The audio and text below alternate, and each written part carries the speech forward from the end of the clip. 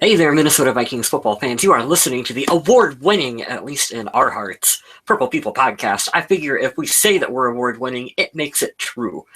You are award-winning, Mr. West. You've won Purple People podcast host of the year. I think it's 3 times running now. That's right. I'm 3-time, baby. 3-time. We're just keep going with that. We're gonna get a whole host of awards that we just give to ourselves. I'm Kyle West. I'm accompanied by Adam Carlson. I'm here. Kyle Smith is sunburnt, but he is with us. You know why we win awards? For our amazing graphics. Oh, yeah. Yes. This right here. Spent a lot of money on that. I did. That took about 5 seconds. But speaking of spend a lot of money, we got a lot of money to talk about. We do. We have a big show to talk about because it is free agency frenzy going on right now in the NFL, and just a whole host of topics to talk about. For sure. Mm-hmm. And we've got episode number 243, it says here on the screen in front of me. Correct. It's titled The Great Barrier Reef. Eric. We got Eric with us in the chat. Thank you, Eric. Always nice to have Eric. I don't have the chat up, so you're going to need to man that for us today. I will sure try. Excellent. So our quick hits this week are not going to be as quick as usual. We're going to be covering all the transactions and stuff, so we may be taking a little while longer on them. So we'll call them the not so quick hits, which isn't much different than usual, but let's get into them anyway. So the big splash the Vikings made in free agency was signing offensive tackle Riley Reiff away from the Detroit Lions and bringing him to Minnesota. Reiff played both left and right tackle in Detroit. Did both at fairly high levels, according to Pro Football Focus. Mm-hmm. And the Vikings love the kind of versatility he brings to the team, and it shows just how serious they are about improving the offensive line by opening their wallet nice and wide for Riley Reiff. Exactly. Rick Spielman talked about it over on Vikings.com, and the first thing he mentioned was versatility. You know how Rick loves his versatile players. Although I believe, if we were to speculate, that he will be the left tackle for the Minnesota Vikings. Right now, that's how it's looking. But you never know. Injury will put TJ Clemmings back out there by like week 2. Oh. I like it. We need linemen. We signed linemen. Yeah. Riley Reiff signed a 5-year, $58.75 million deal with $26.3 million guaranteed, and the guaranteed runs throughout the 5 years. So the Vikings made a pretty heavy investment here. But on the surface, he's only getting paid a little over $3 million more than Matt Kalil got for the same duration. So when you look at it that way, it's not so bad. It was not a fun year for Minnesota to be needing offensive linemen because boy, oh boy, this year in particular seemed like every team needed them, and there was a lot of money that got thrown around league-wide. Record-breaking right tackle and right guard contracts were handed out, and I've never seen guards get this kind of money in free agency ever. It's been unbelievable. Yeah, you got guards making money that's typically for like left tackle money. It's crazy. It is. It's just absolutely insane to see some of these numbers that are coming through. But when the supply is kind of low and demand is really high, those prices will get driven way up. And I remember when Vikings fans, I'm going to say some Vikings fans, were talking about how drafting linemen early wasn't really worth it anymore. And now we're seeing that that's not quite the case because these guys are getting paid like the playmakers or skilled players, as some people like to call them. Mm-hmm. Which they should have been all along. We've had that discussion ad nauseum about how they are playmakers. But, that's another topic for another show.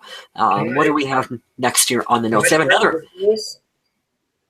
What was that? You guys mind if I transition this? I want to talk about my hometown and go for it. Weird the full circle and small the NFL is. So you guys, some of you guys know I'm from Charlotte, so the Panthers are right next door. So we actually took a Panthers player, but they took 3 of ours. Formerly guard for the Carolina Panthers, we also signed free agent offensive tackle Mike Remmers, which is pretty sweet, I thought. just because of the need for offensive linemen on the team, particularly tackles. So to get those knocked out of the way early, it's pretty good. He's not a bad lineman. I don't think he's got a high as grade as Riley Reiff, but no. Nevertheless, we tried to address it somehow. It's not, and we'll talk more about the free agents later, but it's not like we didn't try to get a lot of free agents, depending on whether they wanted to come to us or not, or we got beat out. But that one player we got rid of 3, and let's talk a little bit more about Mike Remmers first. Okay, go ahead. Remmers signed a 5-year, $30 million deal worth $10.5 million guaranteed. It's a lot of money, $6 million a year for him. But in my opinion, he is kind of an average to slightly below average starting right tackle, which in today's NFL, that's really not that bad to have. And if nothing else, there's a lot of competition. I mean, we've got Hill and Searles both there. This brings in more bodies for competition. And both these signings, Reiff and Remmers, were declared as Pro Football Focus as poor signings because of the money that came along with them. But like we said, the contracts themselves, these guys were going to get paid no matter where they landed, and they just happened to land in Minnesota. Yeah, and I got a really good comment from Sean Reynolds here in the chat. He said both Reiff and Remmers, they won't wow anyone, but they are hard workers and are consistent, and that makes them a good upgrade for the Minnesota Vikings. I agree with that. They probably are not going to make like your top highlight plays. Also, they're on the offensive line, so that don't really happen too much anyway, unless it's for a negative. But they are very hard workers, and they will be a definite upgrade over what we had last year. Really quick, Eric, we will be talking about the comments that came out about the possible schism or toxic relationship, whatever going on in the locker room. All that stuff. Yep, we're going to be getting to that here in a little bit. We just have a lot of topics to cover too first. Remmers spent actually 2 years with the Vikings. He was on the practice squad in 2013 and 2014. And so it's good to see him come on back. I hope that he's happy to be back. And I want to see these guys kind of hold down and be able to hold things down there in the middle, because the middle of the offensive line is something I'm not too concerned about. So the fact that the Vikings went out and they re-signed Jeremiah Searles to a 1-year, $690,000 contract, and then they brought in these 2 offensive tackles. To me, I feel pretty good about those moves, but I do want to see a little bit more competition brought in the draft. But for now, I think the Vikings are doing exactly what they need to do. My hope, and I think I had the hope of a lot of fans here, is whatever the starting lineup is, stay healthy, so they can work together all season long.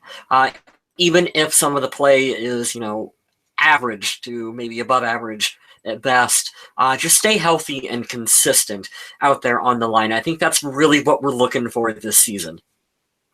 I agree, and I think that, like you guys said, they probably won't wow anyone too much, but these two guys, these guys are going to be our starters, and unless somebody comes in and just blows them out of the water at camp, you needed a left and a right tackle to start.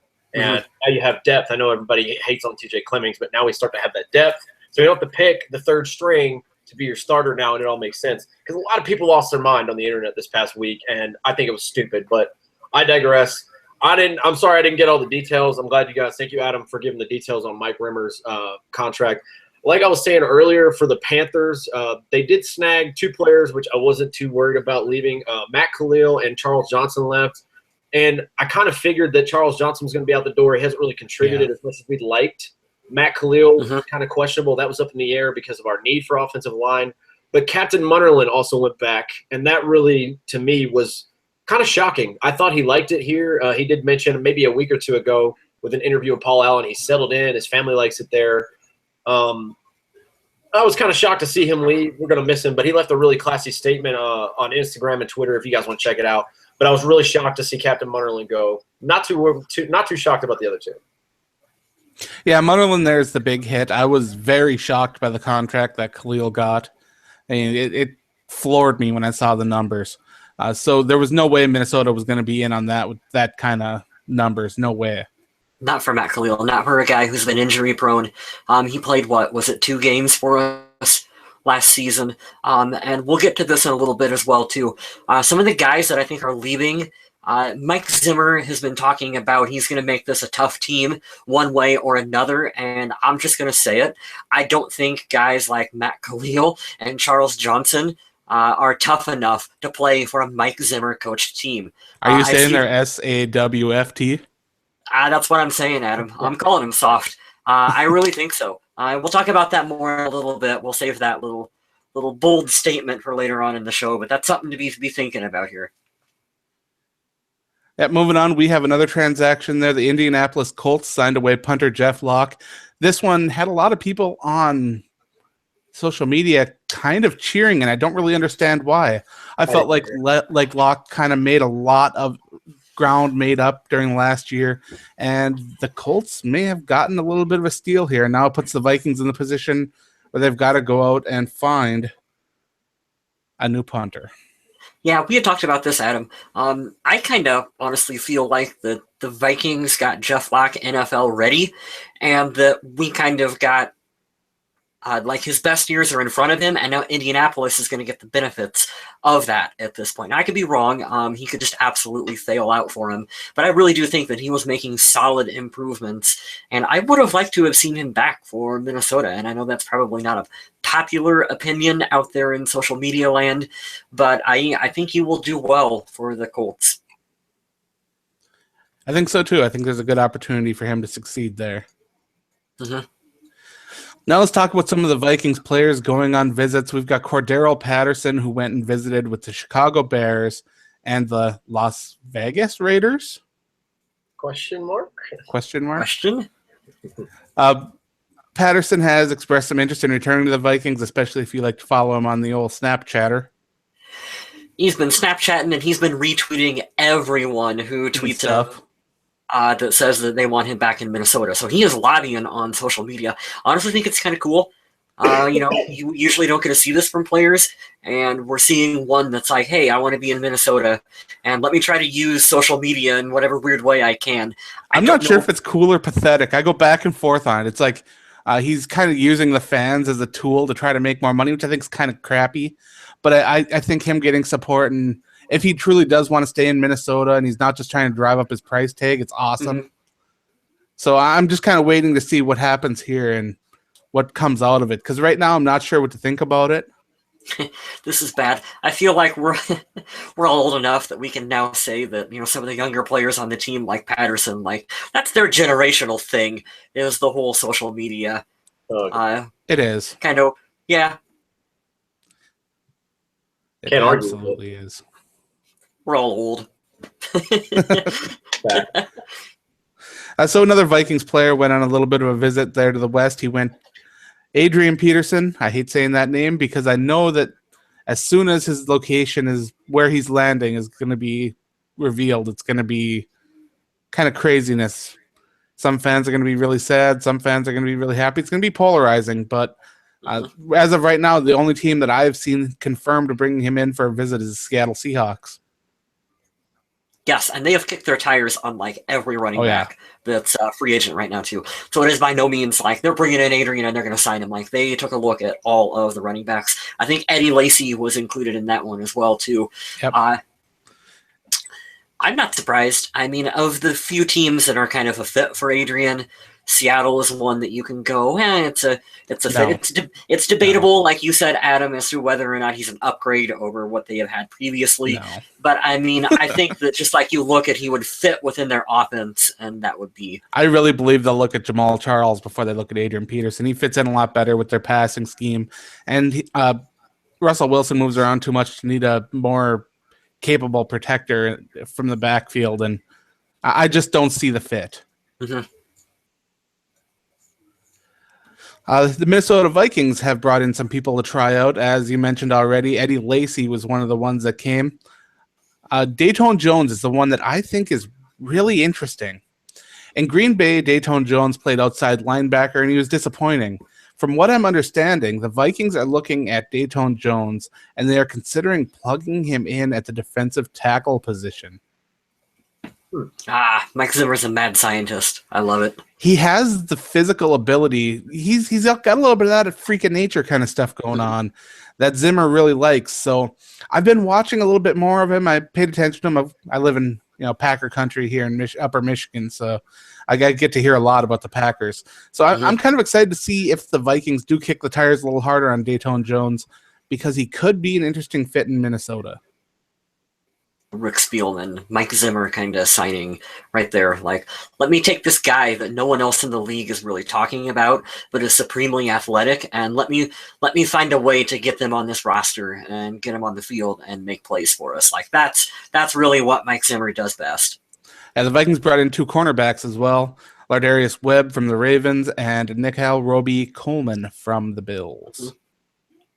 What do you guys think? Let's backtrack and pause for a little bit. We have people talking about it in the chat about Eddie Lacy coming to Minnesota for a visit. We know it was over the weekend, and he did not get a contract. He is back home now. What do you guys think about the potential of Lacy coming to Minnesota? I'm going to jump in and do this first. This is what I ripped people on the internet for, and I won't say that I got nasty, but I got pretty straight to the point. Viking fans on the internet are some of the most frustrating things to see, because they're like, oh, we didn't sign anybody important. Rick Spielman sucks. And then we signed people that addresses the offensive line, and they're like, these guys suck. We didn't get the top name guys. Rick Spielman They spent too much money. Just, you can never please people on the internet. It doesn't matter. I'm picking on Vikings fans right now, but you can't please everyone on the internet ever anyways. I think if Eddie Lacy is in shape, look at him before he got injured. I don't hold anything, even Adrian Peterson before, up to an injury. He was averaging over 5 yards a carry. Yep. And if you sign him for a 1-year deal and a prove-it deal, bring his ass in. He will complement Jerick McKinnon so well. He's a bigger, bulkier Jerick McKinnon to me. He can catch, he can block, and I could see him going up the middle a little bit more. Jerick's a little bit smaller and faster and shiftier. Eddie Lacy used to plow through us when we played him. Lacy's a north-south runner, and he is actually top 5 when running between the tackles. He's a better version of Matt Kalil. Matt Asiata, you mean? Oh, I mean Matt Asiata. Sorry. No, I like Matt Kalil better. Eddie Lacy's a big guy. He's not that big, though. Yeah, he's going to be playing left tackle for In the us. training camp for the Packers last year, in shape, he focused on. He said, "Look, I was a little heavy." He did P90X, whatever it was. That's how I remember seeing it, and he got injured. I'm not going to hold that against the guy, but I think he would be a nice addition at the right price. I think so too, and I think he would be worth more than like a 1-year prove-it contract. Like, I think you could give him like a. They've given stupider players bigger contracts. I could see a 2-year deal with no guaranteed money in the second year. Yeah, exactly. And I mean, come on, it's the NFL. You can get out of any contract, in any of them whatsoever. You can get out of. It doesn't matter. I don't know why people get so uptight over salary cap and this, that, and the other thing. Like, it doesn't matter. Contracts are made up. Look at Who cares?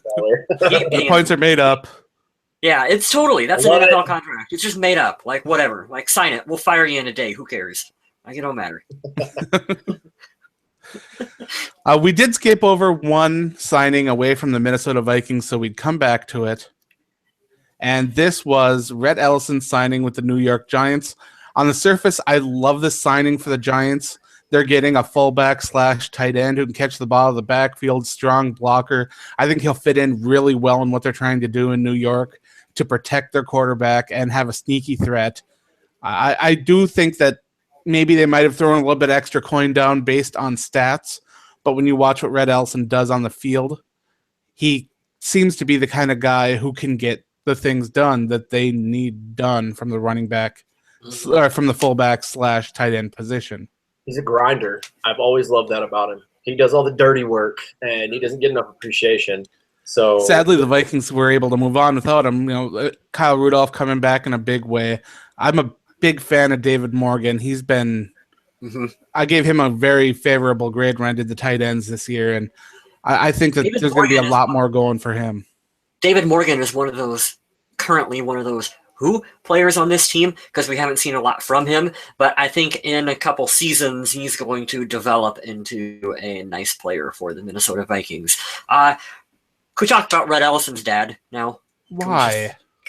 We have to. Why? This is such a Jerry Springer meaty, awesome, stupid topic that only happens to the Minnesota Why do Vikings. players' parents feel the need to talk to the media?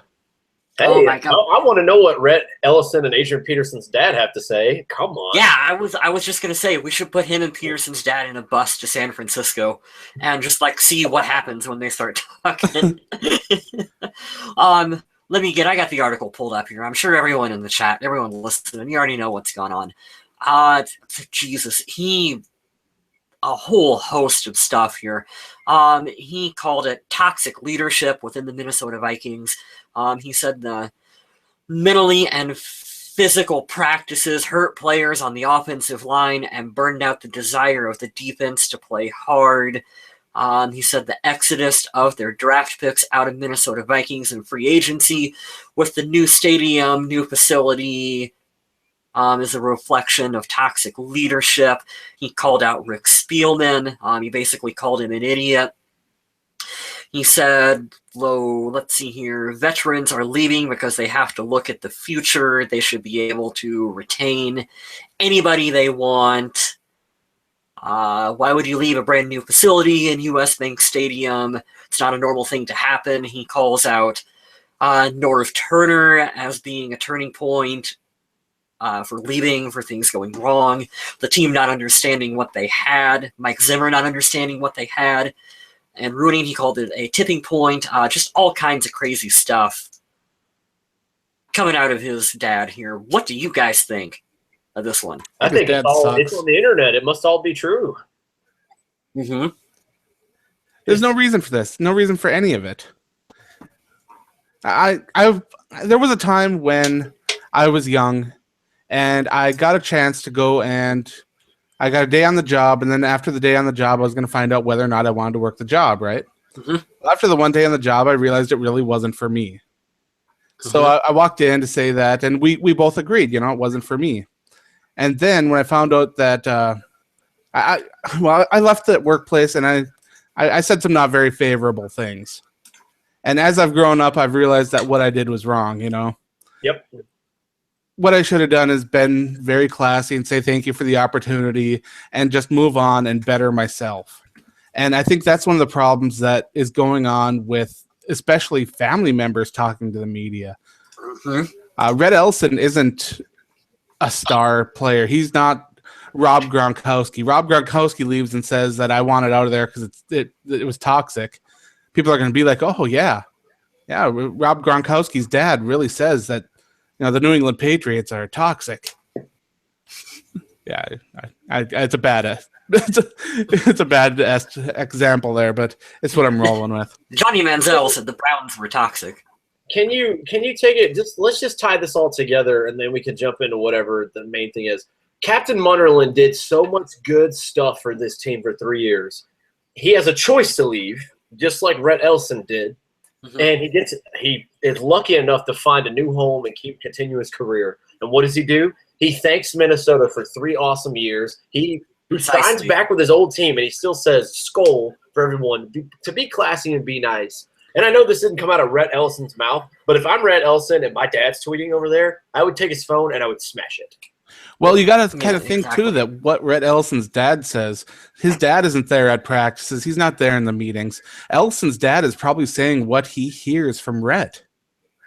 That's probably true, but it comes back to, when it goes full circle, Ben Lieber, the ex-linebacker for the Vikings, ripped him apart on the internet. Oh, I love that. It's a back-and-forth keyboard war, and I don't like it, but it's unnecessary. It's like Brent Grimes. I think he's in Tampa Bay or Miami or wherever he's at. His wife's always running her mouth on Twitter. It's just no need for that. Let's be kind of honest, too. How many people get home from their day at work, and the first thing they do is talk about all the positive things?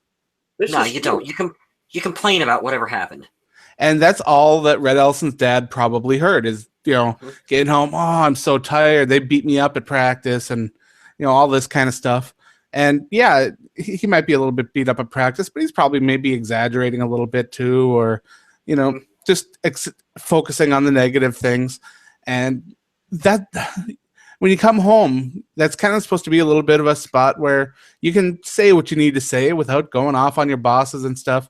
I don't understand. Why is the media even interested in talking to these parents to hearing, oh, your son complained to you about the practice being hard? Mm-hmm. What? Here's my little headlines, man. Anything to get views. It's just, oh my God, we can talk crap about the Vikings because of the ex-player's dad. Like this. That's the only reason that it made its way out here. It's not like it has any significance.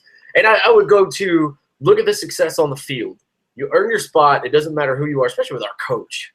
It doesn't matter who you are. And he's had success over the last 3 years.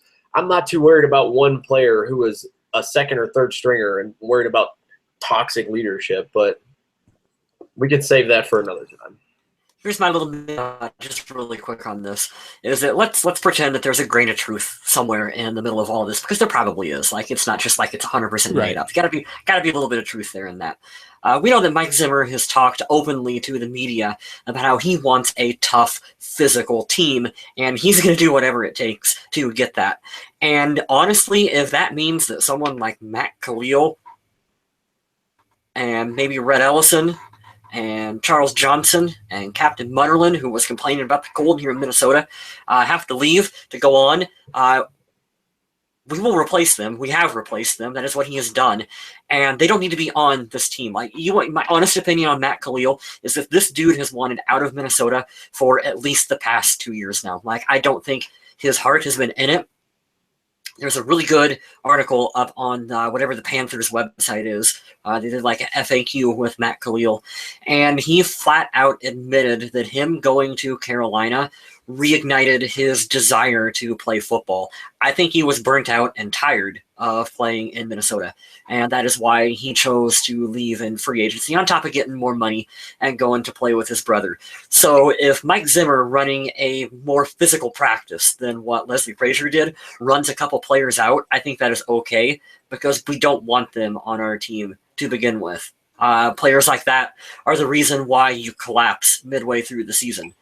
They need to bring in some guys who want to be here. They want to work, and they're not going to complain about having to go out and work and do their job. They're getting paid millions of dollars to do it.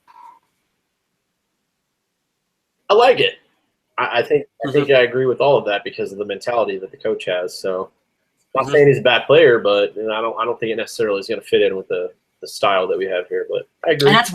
And that's weird coming from Red Ellison too, because he's a guy that I think we've all said it, that he's a hardworking, tough player who does that, like, down in the trenches work that doesn't get a lot of recognition. So it's interesting hearing from his dad that he would complain about, practices being too physical or whatnot. Like, that don't really seem to add up to me. Right. Yep, something's messy there. Mm-hmm. So I believe that's all we have for our quick-ish hits. Quick-ish. Sorry, guys, it's free agency frenzy right now, so it's going to take. But we got all that covered, and we're still going to do our in or out, and I think Mr. Smith's going to handle that. I am right this second. So in or out, we do cut or keep every week, and last week, aka this week's question. Sorry, we posted it a little late, but we still got a lot of interactions. It was Moritz Boringer, the enigma at wide receiver. So Adam's favorite. Adam's absolute favorite. So I'm going to go through all the names because we have them, and we don't have too many that's going to take a while. Eric Grindal says practice squad. Benny Meyer says keep. Try him at tight end. Interesting idea. Jeffrey Henry says keep him. Wami Hayes says keep him for now until a better player comes along. That's a pretty safe bet. Josh Urang, think he could end up special, but still has lots to learn. Our buddy Dorian Foley says it would be nice to see what he can do. I say keep him. John Dostal says keep him on talent alone. Would like to see him get some targets in the 4th preseason game just so the fans can see how good or bad he actually is. I kind of like that answer. I do too. Probably more than most. But the last one here is the one that triggered me, and I was like, man, this is pretty good. I really like this, the way this is put. Steven Kornberger says, normally I would say we shouldn't waste any time to discuss players on this practice squad, but in this case, there could be an exception. Maybe if he has the ability to become as a rotational player, keep him. But let's be honest, leaving special circumstances aside, I would not recommend to cut any wide receiver right now because we might be running out on low-established wide receivers on our rosters heading into training camp. This is where the free agency shit comes into play. Excuse my language, guys. I don't know why that one slipped out. But it's like, you have Cordero. Because you're military, that's why. If you guys only knew. Potty mouth. But you got to think, like, we don't have, and I like that answer the most because we have questions with a guy like Cordero. I'm not saying Moritz Boringer is going to be our kick return specialist and our number 3 wide receiver, but when you're already running low, I figure, why not? And I love the guy's attitude. If anything, I know he's going to try his damnedest to work as hard as he can to make the team because I mean, the guy was walking around Minnesota without a car. He was walking to practice every day. So, I don't know. I like his story. I know we don't keep people on heartwarming feelings. We keep them on talent. But I think another team would take a shot on him if we don't keep him. I'll go next. I'll let Adam ruin the fun here at the tail end. I think you might as well keep him for, obviously through, training camp and preseason, because you kept him on the practice squad all last year for a reason. So you might as well continue to see if he's going to grow and turn into anything, or whether or not you need to cut the guy. It all depends on his progression. If he looks like he's made tangible progress from where he was last year, then I think you hold on to him, because, you drafted him, so you should keep him on the practice squad. Although, however, if he doesn't look like he's picked up anything at all from wherever he was, this time of year last season, then you move on from him. And you cut him and you let him go, and you pretend it never happened. But it just all depends on his progress. It's been going on too long. Get him out of there. Just let him go now. Say, hey, it was a nice thought. I loved your story. You've sold some NFL merchandise over in Germany now. You've done your job. Thank you. Now let's get a player in that can contribute. Mm-hmm. Bye. Hey, I got his jersey behind me right there. And I have nothing against the guy personally. It's not the same game he was playing over in Germany. It's not even the same level of talent. If they were holding on to him because he's some magnificent secret weapon that they were going to unleash later on, and that's why they didn't play him during the preseason, then by golly, I am so wrong. But if they didn't play him because he is having trouble grasping the game of football and rising up to the level of competition, it's time to stop wasting a practice squad spot and open it up just in case another Adam Thielen or John Randall comes along. Here is my devil's advocate for it, where I will play on kind of like your side a little bit, Adam. You look at someone like a Duron Carter, who has been playing football his entire life, and he didn't get a shot on he got a tryout and then wasn't good enough and didn't make the practice squad. And I don't know, I think he played up in the CFL, and Duron Carter couldn't make the practice. You couldn't have a roster spot for Duron Carter, the son of Chris Carter. I do agree with you. Why are you keeping Mobo on the practice squad when you wouldn't give someone like Duron a shot? Shouldn't Duron Carter be way up here and Mobo way down here? Now, I could be completely off base. Borger could come in and he could just absolutely show everyone that he put in a really hard off season, learned a lot about the game, got more physical, and just blows people away. It's possible. I hope he does. That'd be good for the Vikings. Of course it would. It would be fantastic for the Vikings, but as of now, from what I've seen, which is nothing, and what I've heard about his development, which is close to nothing, and the fact that he was drafted and he's just been sitting on the practice squad, and Isaac Fruchti gets elevated before him, and I don't know. I still think, couldn't they have got him as an undrafted free agent? Yeah, but then you're not going to sell the merchandise that the NFL wants. I'm sure the NFL was pushing for something here to try to get him in the NFL on a draft pick. I'm sure there had to be some kind of collusion there, because it just doesn't make sense to me. It was amazing how it worked out on live television. Yeah. As well, too. That was one of those things where we're both big WWE fans, Adam. Yeah. And you watch that and you go, Right? It just it felt like a WWE promo. It did. Yeah, it really did. You know what, though? I hope it works out for him. I had an opportunity to meet him up at training camp. Oh, he seems like a great guy and a hard worker really and super everything. Nice, awesome guy. I don't know. Yeah. I guess we'll see. What happens. For sure. What do we got next? It looks like next week we're talking about Terrence Newman. Who knows? He might be signed somewhere by then, so you never know. With Captain Munnerlyn leaving, I hope he's signed back with us for another year. Whatever he's drinking, I want some of it, because that Fountain of Youth is pretty special. Hey, he's got that cupping going on, and it's worked pretty well for Michael Phelps, so who knows? I think he said red wine. He drinks a glass of red wine. Red wine and cupping. I'm going to the store tonight, guys. If Terrence Newman happens to get signed somewhere or, God forbid, retire, we'll probably switch it up for another player. But as of now, we'll go with Newman. We'll have Newman in there. And I think that we squeezed a bold statement in there, unless you have another one. I don't have one for this week. I'm going to try to keep them consistent going on. I wanted to make sure that they're actually really thought-provoking and might make some people angry. But Kyle West, you had something you said would kind of be like a bold statement. Yeah, just about Matt Kalil and some of those guys not being, Yeah, maybe not being that into the Ellison discussion there, I believe. Yeah, maybe not being tough enough to cut it on this roster. Oh, come on. You said they were soft. They're soft. Yeah. I'll say Matt Kalil is a soft player. I honestly think that. I don't think that he was. Lineman. Of course, he's going to be soft. He's probably squishy too. Well, that is all that I have for this week. You guys have anything else you want to throw in there? We like Kyle and Adam were saying, we're going to keep you up to date with all the players that come and go. Nothing but the best for the guys on their way out. I'm sure we'll have another transaction next week, transactions, but I got nothing but respect for the guys who left. I'm really sad to see Jeff Locke and Captain Munnerlyn leave. I was actually pretty shocked at those. So good luck. I was disappointing. I was really hoping Captain would stay. But I'd be interested to see what happens with Cordero Patterson. Yeah, there's a lot left to watch. We're going to have a lot to talk about next week. I didn't think that Patterson. But as far as the other one, fans, please be excited. I know it's not like the sexiest thing in the world, and we talk about going and getting linemen anyways. But if you saw how crappy we were last year, we said, hey, we need tackles. We got one for each side. I'm guaranteeing you, like I said earlier in the show, they're going to be our starters, barring some crazy thing where we draft a guy and he's just phenomenal. So we're getting there. We're doing the things that we need to do to solidify all the stuff that went wrong this past season.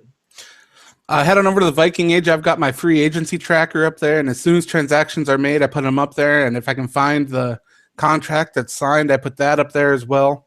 I'll be keeping track of everything up there. I'll be writing something about a lot of the signings, as well as interested parties and people coming for workouts and whatnot. There should be a lot of information up there. This is a pretty interesting time to be a Vikings fan on that front. It's also a great time to be a fan of The Walking Dead because, man, that episode on last night. Oh, wow. That was a tough one. That was a crazy one. You don't get a lot like that these days. Mm-hmm. So if you want to read up a little bit more about that, head over to Undead Walking. I've been doing a lot of my analysis over there. I've got my big review up talking about all the good positive things from there and the stuff that didn't quite work. But overall, I would appreciate it if you could check out my work there on the Viking Age, or head on over to the YouTube channel of the Purple People Podcast and give us a like or a subscribe and whatnot, because we could use all the help we can get. Yeah, and give us a follow over on Twitter. I have been active on Twitter the past couple of days. It's always fun when there's stuff going on. I've been chatting over on the Viking Age one a little bit. Mm-hmm. Been kind of fun talking about Ray Edwards wanting to come out of retirement and shooting down people talking about Eddie Lacy. You stole it right out of my mouth. If you follow the Viking Age or the Purple People Podcast, there may be former players that interact. It's true. Mm-hmm. It's true. And we're also followed by Nick Swartzen, who talks to us once in a while, which is kind of fun. Yes. Mm-hmm. I'm a big fan of his. I love his movies and his shows. Pretty much anything he does. Stand-up's great. Yeah. But we're getting a little off topic here, and I think that's all we have for this week, right? That's it. All righty. On that note, I'd like to thank everyone for listening. Head on over to the Facebook page and the Twitter, interact with us, and stay classy, Minnesota.